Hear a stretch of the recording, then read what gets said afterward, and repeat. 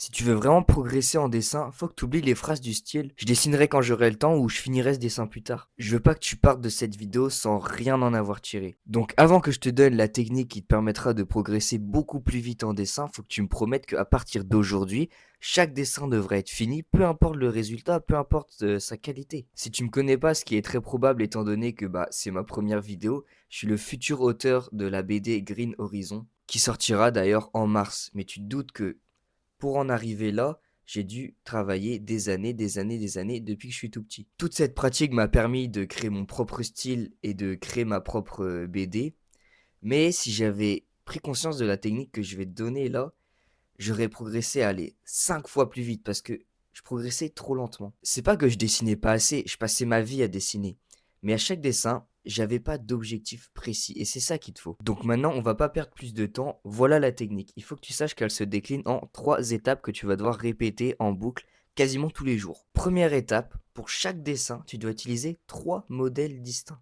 Le premier modèle, ça va être le personnage que tu souhaites dessiner. Choisis un personnage de manga, de comics, de BD, de tout ce que tu veux, que tu apprécies et que tu as envie de représenter dans ton dessin. Le deuxième modèle, tu vas définir la pose que va avoir ton personnage dans ton dessin. D'ailleurs, je te conseille d'utiliser les petites figurines comme ça, tu peux les acheter, je crois pas que ça coûte trop cher, où tu vas pouvoir venir la prendre en photo, définir la pose que tu veux, et tu vas appliquer en fait le personnage que tu veux dessiner sur cette pose. Et le troisième modèle, l'un des plus importants, c'est le fond de ton dessin, l'environnement, le décor. Là, tu vas prendre un modèle précis et tu vas devoir l'appliquer tout simplement à l'arrière-plan de ton dessin. Mais là, vous vous demandez pourquoi prendre 3 modèles? C'est énorme. Pourquoi n'en prendre pas simplement qu'un seul et le recopier? Tout simplement parce que c'est de la copie. Ça va pas t'entraîner à créer par toi-même. Appliquer un personnage à une pose, tu vas devoir créer, réfléchir. C'est là que tu t'entraînes réellement. J'y tiens, j'ai vraiment envie que quand tu quittes cette vidéo, tu te mets devant ta feuille ou ta tablette graphique, tu prends 3 modèles et tu fais ce que je t'ai dit de faire.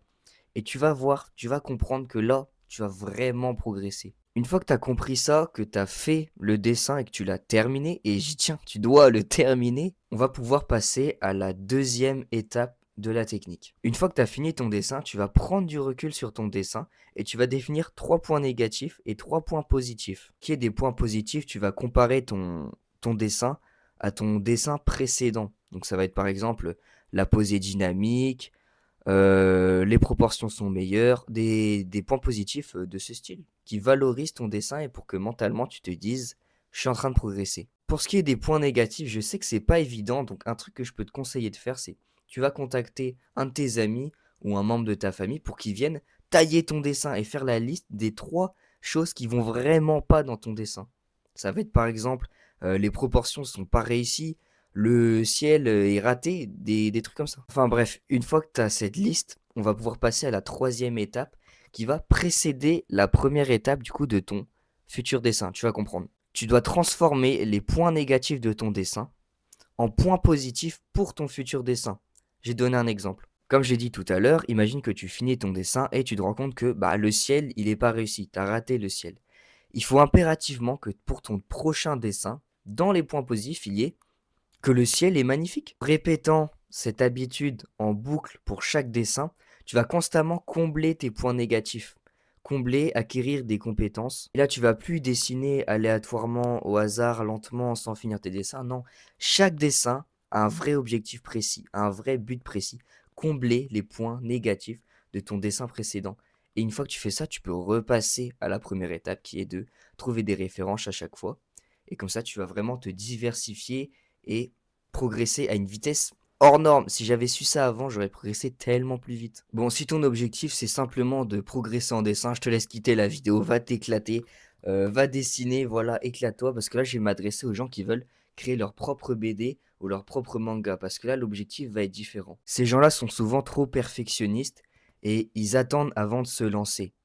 Il faut pas que vous cherchiez à avoir un niveau démentiel en dessin, mais il faut que vous cherchiez à juste créer votre propre style pour pouvoir vous lancer. Que vous sachiez que c'est pas après avoir appris à dessiner que vous allez créer votre BD ou votre manga, mais il faut que la création de votre manga ou de votre BD vous permette d'apprendre à dessiner. Il faut que vous voyez les choses dans ce sens-là. Commencez le plus tôt possible. C'est Meilleur conseil que je peux vous donner. Vous allez publier le premier tome de votre manga et que visuellement, il sera pas parfait, ok. Mais vous aurez appris tellement de choses et vous aurez progressé tellement, croyez-moi. Donc on va dire les choses clairement. Pour tous ceux qui m'écoutent là, encore actuellement, vous allez répéter le cycle que je vous ai donné 100 fois, c'est-à-dire 100 dessins parfaitement réalisés avec les listes, etc. Et au bout de ces 100 dessins, vous lancez, vous créez votre première planche. Hop, vous faites les cases et tout, vous mettez des bulles, voilà.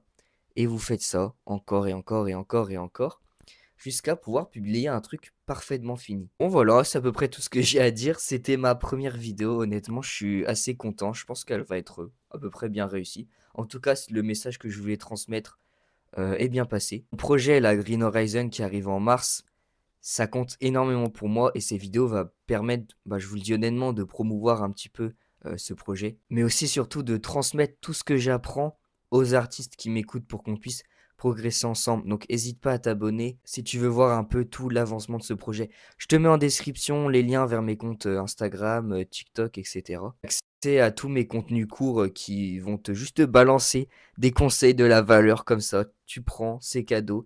J'essaie de publier le plus régulièrement possible. Bon bref, on se retrouve la semaine prochaine du coup pour une prochaine vidéo.